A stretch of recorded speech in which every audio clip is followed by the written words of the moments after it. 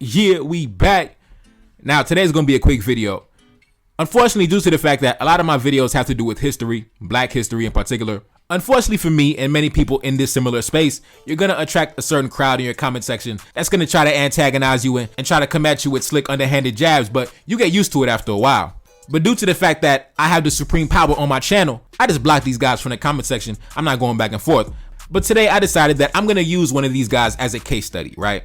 Now, sometime last summer when I was first coming up on YouTube, I dropped a video entitled, take a look up on the screen, Why did Jean-Jacques Dessalines authorize the 1804 Haitian massacre of the white population? Now, for whatever reason, YouTube decided to pick this video up and they've been sending it out into the algorithm for several weeks now. And shout out to the algorithm, I'm not complaining. But the side effect of that is I end up getting comments like this one, take a look up on the screen. This dude from Russia came through and he said this: pitiful creatures that have given this world nothing but crime and barbarism, and proud of the murders of people that have given this world literally everything, the Europeans will outlast you. Now, I had to do a case study on this comment because even though the comment was very short and simple, he said a lot without saying very much at the same time. So let's get into it, man. Let's dissect what he said. The number one thing that stood out to me was he was speaking in Russian letters. He was typing in Russian letters and he was referring to himself as the Europeans, right? He was referring to himself as a member of the European race, not as a Russian man. So it's the entire European race against Haitians, right? In his mind, because this video was about the Haitian conflict between the French citizens and the French army in 1804. Take a look up on the screen. The 1804 Haitian massacre was carried out by Afro-Haitian soldiers, mostly former slaves, under the orders of Jean-Jacques Dessalines against the remaining European population in Haiti. The start date, February 1804. The end date, April 1804. The perpetrators, the army of Dessalines. The deaths, 3,000 to 5,000. To be honest, this ain't nothing, bro. 3,000, 5,000 people died. I mean, come on, bro. That ain't nothing, bro. A Russian talking about violence and crime and barbarism, and you crying about 3,000, 5,000 white folks that died? Come on, bro. Do I really got to pull up the French invasion of Russia, where damn near 250,000 Russians died and 1 million people died in like 6 months? Come on, bro. You don't want to take it there, bro. You don't want to take it there, bro. Stop crying, bro. You don't share no solidarity with the Frenchmen. The Frenchmen don't rock with you. In fact, the Frenchmen recently put a bunch of sanctions on you with the United States and all the NATO powers, and they was robbing you of your yachts and your boats and your mansions, and your oligarchs getting smacked up economically. Sit down, bro. Sit down, bro. Come on, man. But we got to dissect this comment, though. And before we even get into it, that's why I never listen to any black person that tries to get in my ear and tell me, bro, it's not about race. Bro, it's not about race. We the human race. We Americans. We Christians. Bro, I don't listen to none of y'all. Bro. Y'all don't know what the hell going on. I'm telling you, man, it's not a week that goes by where I don't get a couple comments like this one from people who not even French. I don't even get comments from the French, bro. That's crazy. I don't even get no comments from people, nobody in France, nobody who's French. It's people who not even French. I'm getting comments from Russians.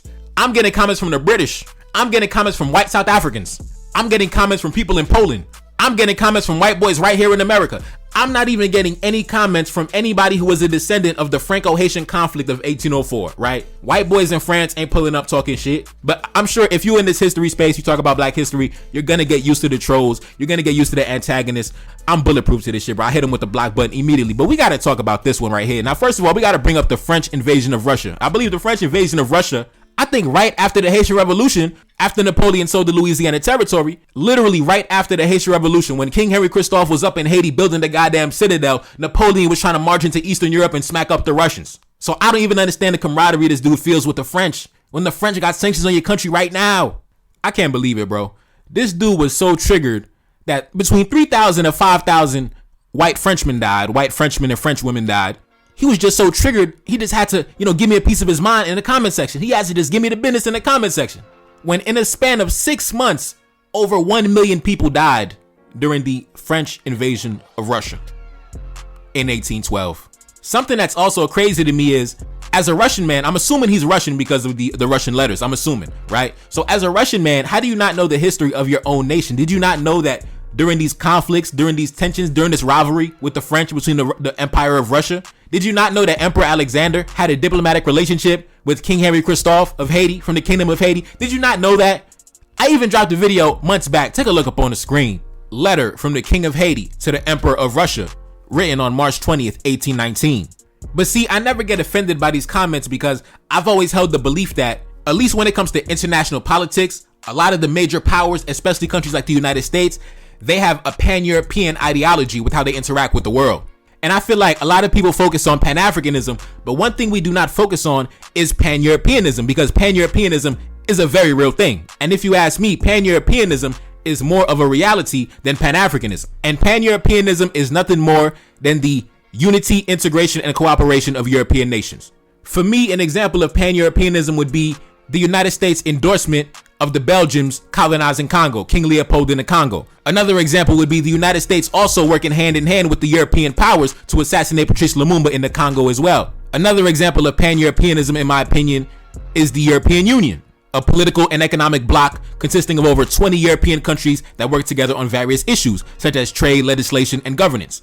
Everybody knows about the European Union. Another example of Pan-Europeanism as it relates to the topic would be how all the different European powers, even though they had their own conflicts and individual disagreements, they all were on the same accord that they would not recognize the independence of Haiti at all. Even the British were involved in direct commercial relations with the Haitian government, pulling up on them docks, pulling up on them boats, buying what we had to sell. Even they did not politically recognize Haiti as independent, even though they were trade partners, even though they were, doing billions of dollars of business together in commerce, but they did not recognize them politically. And in fact, it was the Russians. The Russians were the first ones to recognize Haitian independence. The Russians were the first quote unquote European nation where a head of state actually engaged the Haitian government, where they actually sent letters back and forth. And the way that connection was made was because King Henry Christophe actually had connections in the anti-slavery society. I believe the founder of that was William Wilberforce. So Thomas Clarkson and William Wilberforce, they were good friends with King Henry Christophe back in Haiti.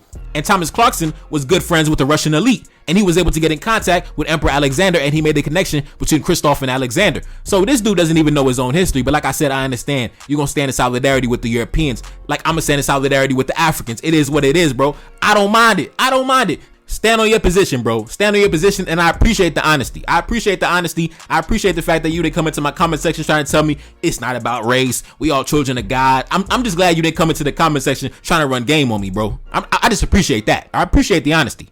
But yeah, man, this is the type of shit that I got to deal with, bro. For whatever reason, a lot of these white dudes that are history buffs, that are students of history, they get very triggered when certain topics are discussed. The 1804 massacre, it just triggers them, bro. The history of the Haitian Revolution, it just triggers them, man. I don't know why. But I said it before and I'll say it again. 3,000 people, 4,000 people, 5,000 people. That's not a lot of people, man. The French killed over 200,000 Russians during the French invasion of Russia. But for whatever reason, you got love and respect and admiration for the Frenchmen. And you got beef with the black man. I don't understand it, bro. The black man don't got beef with you, man. The black man not thinking about you, bro. The black man, you're not even on the agenda when it comes to the black man. So whatever beef you got with me, bro, take that up with the Frenchmen. Take that up with the white Americans that got you on sanction. The black man is not thinking about you, man. And the one major difference between Pan-Europeanism and Pan-Africanism is when it comes to Pan-Africanism, we talk about teamwork, building and working together. We don't care about, what the Europeans got going on. We ain't thinking about you, bro. But when it comes to Pan-Europeanism, you're talking about overthrowing governments. You're talking about political assassinations. You're talking about military invasions. You're talking about sabotaging governments. You're talking about spreading propaganda. You're talking about really going on the offensive against another group of people. Because if you notice, the only thing that really unites the different European ethnic groups is their collective hatred towards the black man. That's about it. Besides that, they have nothing else in common. They've been going at it, World War I, World War II, going back 1,000 years, going back and forth on the battlefield against each other. But the one thing that unites the white American and the white Western European and the white Eastern European and the white South African, etc., is their collective hatred for the black man. Two kingdoms cannot exist at the same time. In order to extract not only the mineral wealth of Africa and also the human capital, Africa has to remain in a position of poverty, right? So two kingdoms cannot exist. Africa cannot rise to a position of power and dominance and prominence without also that affecting the economies of the Western nations that continue to benefit off its exploitation. And to sum it all up, man, listen, I'm not offended by anything he said because I'm not a black liberal that's looking for a pat on the head or looking for acceptance from the white man. I'm not a black conservative that thinks I got some type of camaraderie and commonality with the white man. So I don't really care what the white man got to say. The white man of any nationality, I don't really give a damn. What I focus on is empowering my own people, working among my own people, hiring my own people, doing business and engaging in commerce amongst my own people. I work for myself. I employ my people. I live around my people. My next door neighbors are black. I don't really even be around white folks like that. So it is what it is, bro. You all the way in goddamn Moscow worried about what the Haitian Revolution was talking about, bro. Sit down, man. Sit down, bro. Sit down, man. It is what it is. And to answer the question that I put in the title of the video, was Dessalines wrong for the 1804 massacre? No, he was not wrong. In fact, he did not assassinate enough. If you ask me, I feel like that number was a bit too low because if you think about the generations of people from the mid 1600s up until the late 1700s that died not only on the boats coming into the New World, but also the children that died at a young age, the many people that came and went and died on the sugarcane plantation. It was millions and millions of people, bro. Millions and millions of people.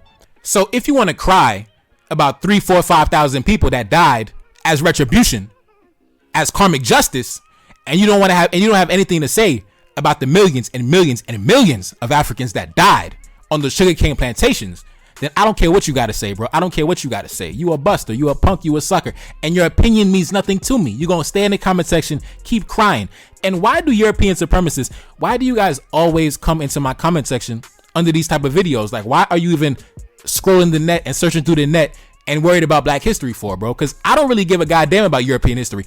I'm not in your YouTube videos. I'm not in your comment section because your history is not really that entertaining to me. It's not really that glorious to me. I don't really respect it. I mean, your history ain't really that popping like that, bro. It is what it is, man. I mean, anyways, it's your boy Neferkari Dessalines back in the building. Yes, indeed. Cash App up on the screen, and I'm gone. Peace.